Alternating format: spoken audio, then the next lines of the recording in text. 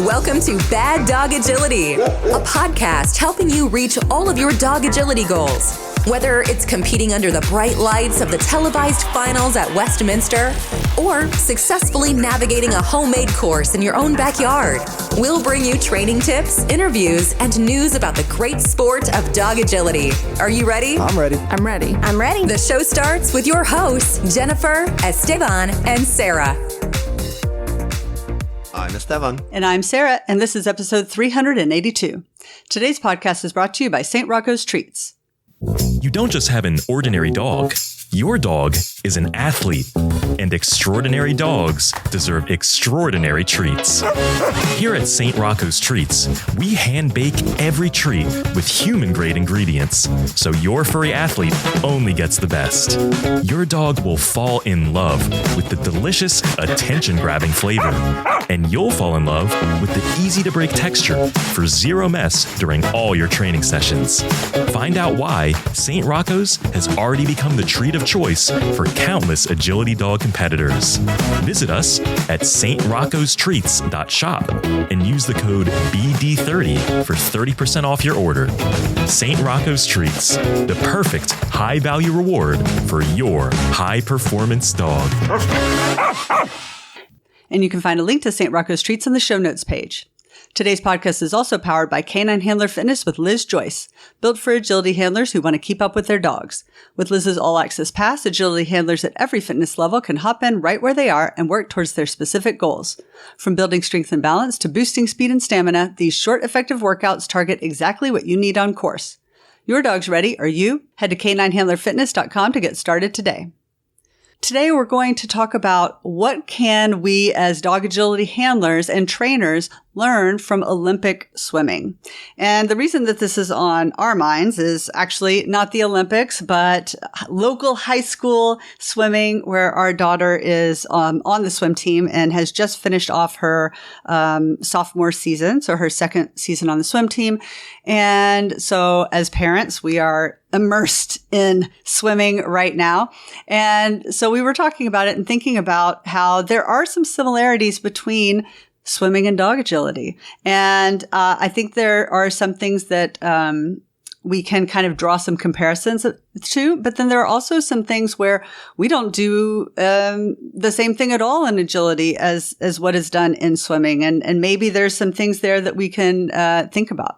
So with both of these sports, kind of our starting point is realizing that these are two very, very fast sports with very, very tiny margins. We're not talking about, people winning and losing by, minutes or hours or days or anything like that. We're talking about milliseconds separating, different people when we're talking about swim and when we're talking about dog agility. Yeah, I just want to back up a little bit and say that the longer you're in the sport of dog agility, the more you see dog agility in every aspect of your life. And perhaps in the world, you start to make connections between dog agility and everything you run into on a daily basis. Right. So I think that's what we've done here with swimming. It's a little bit easier because they're both sports. They're both competitive. Mm-hmm. They're both timed. Right. And so I like how you talk about tiny margins, right? Hundredths of a second, tenths of a second. We're running into that a lot in agility. It's always been that way. And it's certainly that way for swimming, where you work really, really hard to get very, very small improvements once you reach a certain level. Right. Right. And so, fast sport, tiny margin, I think that really speaks to what the sport is like at the very top. Mm-hmm. So you'll find that, for example, if you fix a start line stay, a lot of your big problems are going to go away and you're going to see huge improvements in your performance and your times, right? Possibly saving several seconds, not just a few tenths. But once you've ironed out all the common problems and your dog is pretty much running clean, you'll find yourself asking this question: how can I improve? Because I am no longer going off course. My dog weaves pretty well. They're doing their contacts pretty well. Now you start to look for those tenths of a second, right? And you start to really focus in on these tiny little margins. And so you may need something. Let's say your standard is kind of tapped out. It's reached full potential and you have a stop contact. Well, everybody knows something that you can do. A thing you can do is convert to running contacts. But to get those additional tenths to maybe a second and a half or 2 seconds, depending on what your current stop contact looks like, for even that small amount of time, it may take several months, even over a year, just to start reaping that benefit, right? So it's a tremendous amount of effort that goes into shaving off that last little bit of time. So in swimming, once you reach a certain level, like a national level or the Olympic trial level or the Olympics themselves, it is very, very hard to advance and improve significantly. Right? It's kind of like lifting weights even. But I guess we should keep the focus on swimming. But you'll find the same thing with lifting weights. You're a beginner, you start lifting, you make massive improvements, doubling the amount of weight you can lift in a year. But you're going to start to plateau at some point where the gains are more difficult to get and will take longer, more sustained effort to get them. Right, exactly. So we drew several parallels that we want to talk about in swimming. And the first one is actually a concept that I don't really see in dog agility. And so I kind of find this interesting because I wonder if we may have stumbled upon something here that could give, certain teams that tenth of a second.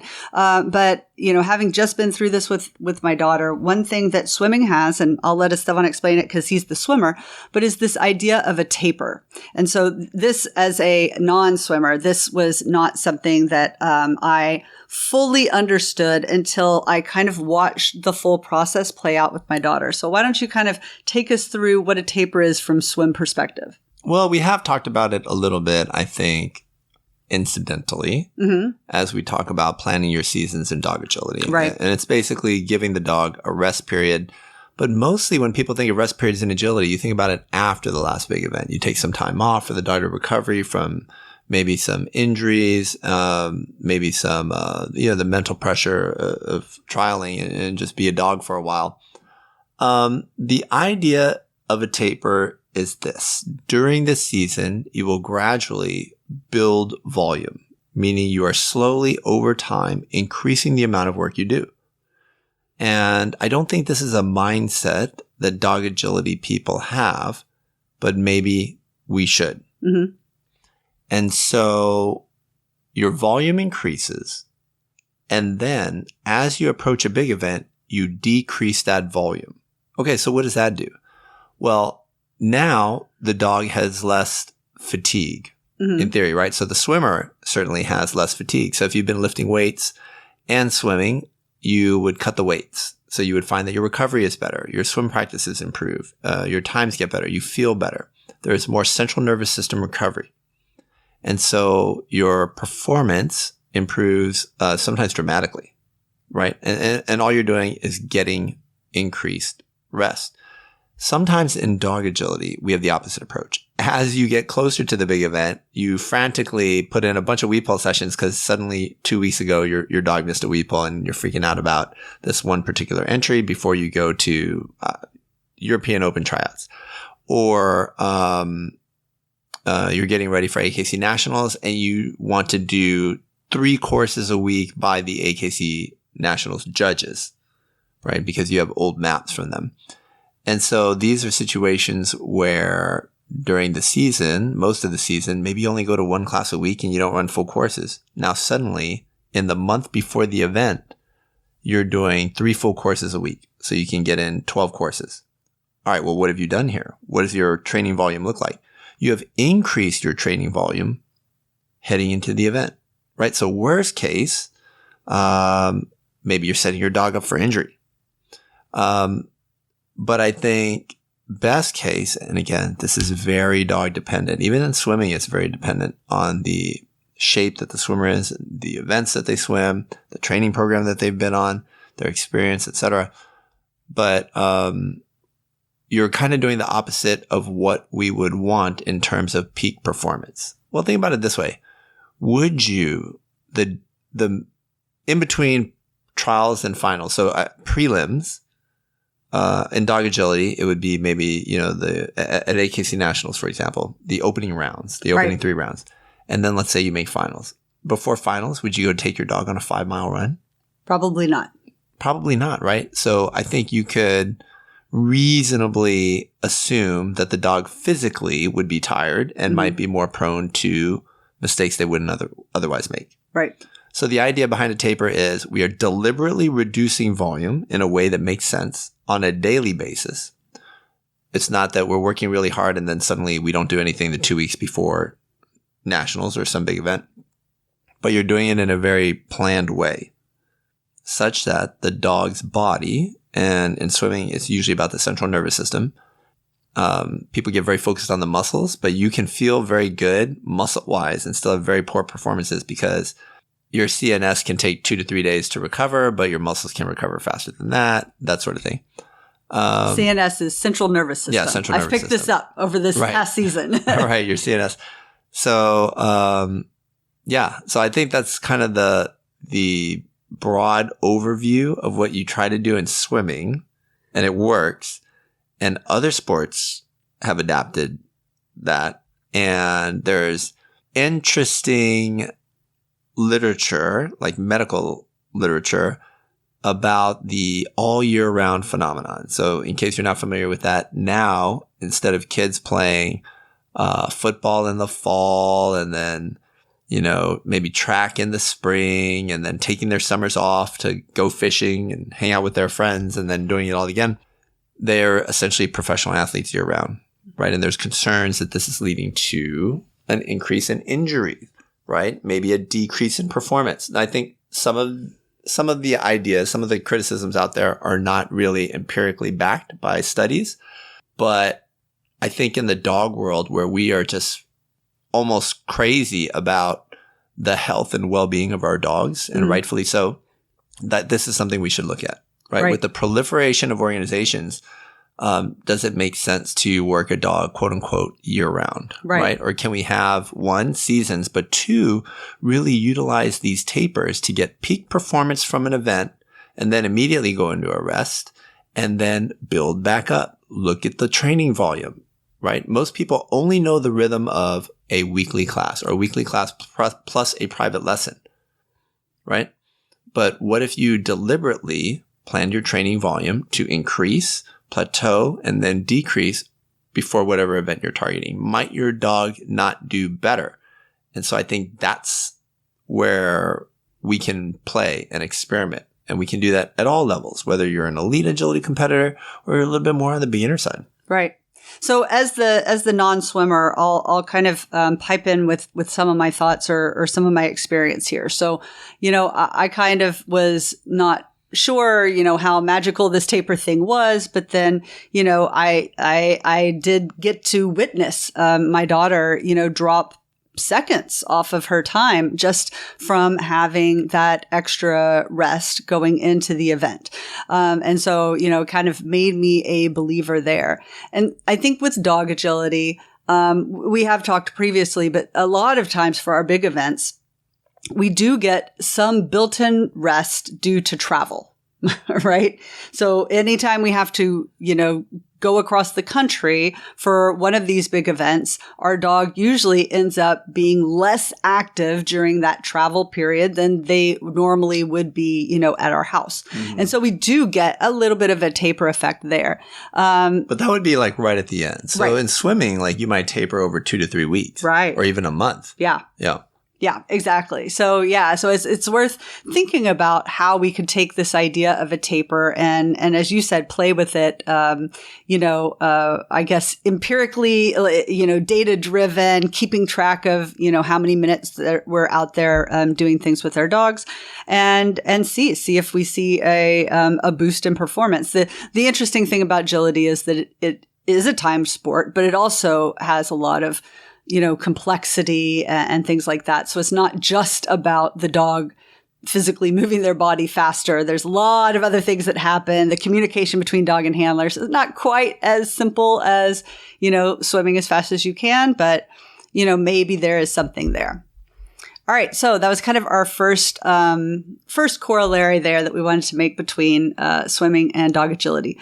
The second one that I wanted to talk about, and here I think it is very similar, is that, you have a very short performance window in both swim and water polo. Swim and water polo, sorry. And that's where my head's at. I'm in both swim and agility. You have this very short performance window, right? You're talking about, swimming, it might be, 25 seconds. It might be, 59 seconds, depending on the length that you're going. An agility run is going to be, 30 seconds or longer if it's a standard course. We're talking about a very, very short performance window where you don't have a lot of ability in the middle of the event to fix things. You know what I mean? You have to jump in, you have to swim, you have to get to the start line, you have to run your dog. You kind of get that one shot. And I think that can do a couple of different things. It means that that number one, you have to trust your previous training. You can't go out there and just kind of will the performance, right? You have to trust your training. You can't be overly focused on every little thing that you're doing to the point that you become hyper aware of it. You kind of have to get into that flow, if that makes sense. And I think that it also adds like a whole different level of mental management to it, because you have put in both of these sports, you have put countless hours into preparing for what ends up being a less than 60-second moment of time where everything either comes together or doesn't, right? You either win or you don't. And so I think that is very similar between the two sports. And I've seen, glory, the wins, that, you put in the run and you get the win. And I've seen you put in all of that effort and the very first bar falls, right? I've seen, in watching the kids swim, you see a swimmer get disqualified for, some awkwardness on their turn, and all of that work, they don't get the clean run, so to speak. They don't get the good swim. So I think that is very similar between the two sports. Yeah, I agree with that. I mean, there are other things to say about short performance windows, but I think that would be better suited for an entire podcast of its own. Mm-hmm. One thing I'll say is that there's a bit of specialization happening in agility, and maybe it's been so for years, but if you're preparing for European Open courses, it's very different than preparing for the AKC Invitational, right? And for handlers that do both, for handlers that show up at Westminster, but also are trying to win or do well at AKC Nationals, the practice focus has to be different. It has to be tailored for that environment. So for myself, the best and clearest example I can give you is that I never played the games. Gamblers, snookers, I didn't do that because I felt that the off-the-cuff, random nature of those games, in order to be really good at those games, really undermined what my dog could predict from my movements and planning of a course, right? So a lot of my particular style of handling is that the dog can accurately predict what I want that dog to do based on how I'm running. And I felt the gamblers and snookers kind of undermined that, right? So I took those out, and I felt like my performance in standard and jumpers was a lot better. So just things to think about. Yep. All right. The next thing that I want to talk about is the importance of the start in both of these sports. I mean, let's just take a step back and talk about basketball, right? What happens in the first 30 seconds. We are talking about swimming, ma'am. I know. Right in the title of the podcast. Exactly. But I want to show how different both swimming and agility are from other sports. If you think about the first 30 seconds of a basketball game, or the first 30 seconds of a football game, or the first 30 seconds of a hockey game, or any of these games, and I guess that is very much tied to what we were just talking about the short performance window, but the how it starts does not dictate how it ends, But when you were talking about swimming and when you were talking about agility, the start, that first jump off the block in swimming and that first lead out that you take and releasing your dog off of the line, so many times, I would say the majority of the time, runs and swims are won and lost right off the bat from the very, very, very first moment. The starts are incredibly important. And I think in swim, there's a lot of emphasis placed on the start and jumping off the block and, and the first, couple of dolphin kicks under the water and all of that, right?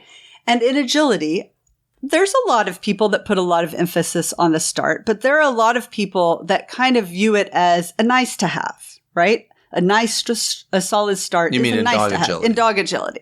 And I just think that, especially, the better that you want to do, the goals that you have, it is not a nice to have. Like it is a critical part of the run. Well, let me ask you this. Would you say that more dogs have problems with the first half of the course or the last half of the course? I feel like there's a pretty clear answer, but it may be that people out there, including you, I would disagree. Yeah. I mean, I would say that I would say that it depends on how good your start line is, right? Like if you don't have a good start. All dogs in general. Yeah. All dogs. I don't know. You clearly have some thoughts. I feel like that's like unanswerable because, it depends on where the challenging parts of the course are and stuff like that. Definitely answerable. All right. Let's hear it. It's the first half of the course. Okay. Right? Dogs tend to struggle in the beginning. And I think there's a couple of major reasons for that. Number one, biggest factor is start line stays, right? Dogs are eager to get on course. And then I think the second biggest factor. There often is accidental punishment inflicted on the dog by the handler or circumstance in training, such that they develop mixed feelings about the start line. So they will often start slow, but how do they run on that back half? Do they finish slow? Not usually. So we have a whole bunch of dogs out there who start kind of slow, but they finish quite well as they get closer and closer to their food, which in my opinion is the second factor. The reinforcement is there at the end of the course. It is not there after the first 5 obstacles. Well, I will say then the third factor then I would say is that I think that there is also more mental pressure at the beginning on the handler. You haven't started yet, right? You haven't gotten into flow. I think a lot of times all the nerves that people feel, they feel right there at the beginning as they're leading out. And that's where they're more likely to make mental errors. By the time you get to obstacle 3, 4, like you and your dog are running and you've kind of, you get into that flow. You're not really paying attention to people outside of the ring and stuff like that. I suppose I could see that. Yeah. In my own experience, I would argue that you tend to rehearse the first several obstacles of a course many more times than you do the end. That's a good point too, If you're going to forget a course, most people tend to forget in the middle or the end. Right. As opposed to the beginning. Yep. But I see what you're saying. Right. And I don't disagree. Yeah. So I think that, clearly we talk about start line stays, fairly regularly on this podcast, but in working with students, there are often still people that it's just not their focus. And sometimes it's hard to get handlers to recognize that the mistakes that they're making are happening, 3 or 4 or 5 obstacles after a contact or after the start line, or 3 or 4 obstacles after a contact because of the disconnect that happens in those areas. So super important, very beginning of the course. If you can get that right, you're halfway there. Mm-hmm. All right. We talked about this. I'll just mention it, but then move on. But I think mental preparation, is something that is common from both sports. And here I will say that I think this is more of a from dog agility to swim thing. So we kind of took some things from swim. I think this is an area, at least, at the high school level when we're talking with our daughter and her friends, where we put a lot of emphasis in dog agility on the mental preparation, but, these high school swimmers aren't necessarily thinking about that. They want to know how they can go faster, how they can be faster, what drills they can do, what practice they can do to go faster. And they're not necessarily, thinking about the mental preparation that will help them perform at their best. And so, we kind of took everything we knew from dog agility and imparted that on our daughter about. A little bit. Again, I'm going to disagree. All right. And, I was an age group swimmer. I swam in high school. I swam in college. And visualization, I think, was taught to me very, very young. Right. right? Definitely before I hit high school, we would sit there before practice. And again, this is generally as you approach a meet. And this is back in the 80s, right? Late 80s, early 90s. And they would say, okay, I'm going to say, take your mark, go. And imagine you swimming your best event. So for me at the time, maybe it was like the 200 breast or the 100 breast or something. And they're like, okay, envision or imagine yourself diving in, splashing, taking the first stroke, all that stuff. And now here's the first turn and everything. And they said, okay, when you think you're done with the race, say stop. And they stopped the watch. And if you can visualize perfectly your race, the theory is, right, you're within a second or two of what your actual time would be. Are there people that are like doing a 50 free in like 5 seconds? Yeah. When they would normally do it in like 25. Right. Yeah. So people can really be off, but that's one kind of visualization. Yeah. And then there are other exercises that you can do, mostly to calm anxiety, butterflies around the stomach. I feel like I would be such a better swimmer now, taking back what I have learned through being an agility competitor, which of course is exactly what you just said. Right, so exactly. So I'm going to say, it sounds like you had great coaches when you were a kid. I don't know about that. And, fortunately they're not listening. I love my coaches, but, not every coach, taught it, the mental prep. Not every coach focused on it. And it really is a big part of it. And it is something that I really struggled with, right? I was not a kid who swam and peaked at those big events. Whereas dog agility, over the years, I was able to become a very high performer at the biggest events, like using these techniques. Right. Well, you just gave me a fantastic idea that I think our listeners could try. And I would love to hear from you if you do this. But you had just mentioned, visualizing your swim and timing it, right? So we talk about visualization with dog agility all the time, but I don't recall us ever talking about literally taking a stopwatch to your visualization. And so that's because our courses are different every time. Now I'm getting the idea of handing someone a course map. This is what I'm saying. So I want some of our listeners to, when they, at their next trial, I want you to visualize after you've done your walkthrough, I want you to visualize your run with your dog and I want you to time it and I want you to write it down. And then I want you to go run your dog and I want you to compare and I want you to email me. Right? And bonus points if this is from nationals. I would love to see some people go to nationals, visualize the run, time it, and then compare their visualized time to the actual time that they get on course. And I think you're onto something here. It's a great way to kind of, it's good to practice your visualization, but it also is kind of a feedback on your visualization, and so that you can start, being, more accurate with it. Because the more accurate your visualization is, the better it will help prepare you on course for where you are going to be versus where your dog is going to be. How far ahead are you going to be? And all those kinds of things, right? You have to be able to have pretty solid estimates of where you can get to make the correct decisions about handling. How soon is AKC Nationals? It is in like 2 weeks, 2.5 weeks. Oh, so very soon. Yeah. Well, then I just want to say that visualization is super important. And it was a big thing that I gave to our daughter. And she used it to do very, very well in swimming this year. She had a huge, monstrous year as a swimmer and just as a 10th grader. It was basically, I guess the question she asked was what should I be thinking about? Right. And I'm anxious about the swim or whatever. And I said, you're not worrying about the outcome or how good the girl is that's lining up next to you or whatever. You are just focused on what you're supposed to do. Right. So on the start, what are you supposed to do? Right. You're supposed to, load yourself up like a spring. And when you jump out as far as you possibly can. And when you hit the water, you have to be streamlined very, very tightly. Your ears should be trapped against your arms. You need to tuck your head downward. You need to point your toes. You need to do a certain number of underwater dolphin kicks. When you come up to the surface, your first 2 strokes, you don't take a breath, right? So there's an entire mantra. And then you have to tell her, you don't tell her to try this right before district championship, right? This is several meets before it. So you're able to rehearse and practice so that by the time they get there, they have this thing called a routine, just like we have in dog agility, a pre-run ritual. So we have a pre-swim ritual, so they know I can eat 30 minutes before I swim, but eating 15 minutes before I swim or drinking half a Gatorade is a disaster. Mm-hmm. And if I do it an hour, then I feel hungry or too tired or lethargic, right? So those are things you got to work out before you get to the big events. So establishing a ritual, but when you're really right in the moment, is focusing on the technical aspect.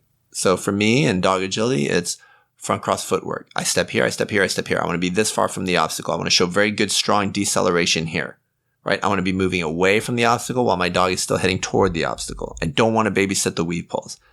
So I'm not worrying about like, oh, if we get this third clean run, we're going to make the finals. That is not what I'm thinking about. Right. I'm thinking about where I need to stand and be running toward or facing when my dog gets out of this tunnel. Mm-hmm. And when you really focus on the nitty gritty, right, the details, the technical details of what you're supposed to be doing, it really pushes down a lot of that anxiety. And visualization is just a rehearsal of those things that you need to do. And so we gave that to her so she could rehearse those things and big improvements. Yep. Yeah. Absolutely. All right. So even if you have never done more than, doggy paddle, I hope that you got something out of this podcast. I think we have some kind of great connections. And like Esteban said, when you're a true fan of the sport, you see it everywhere. And I think that is, a kind of a superpower or a benefit of being so plugged into the sport, because we can learn from all kinds of different things in life and bring lessons from other sports, other areas of our life into dog agility and just make it that much better and have improvement in our sport and in our enjoyment of our sport. And that's it for this week's podcast. We'd like to thank our sponsors, St. Rocco's Treats and Canine Handler Fitness with Liz Joyce. Happy training.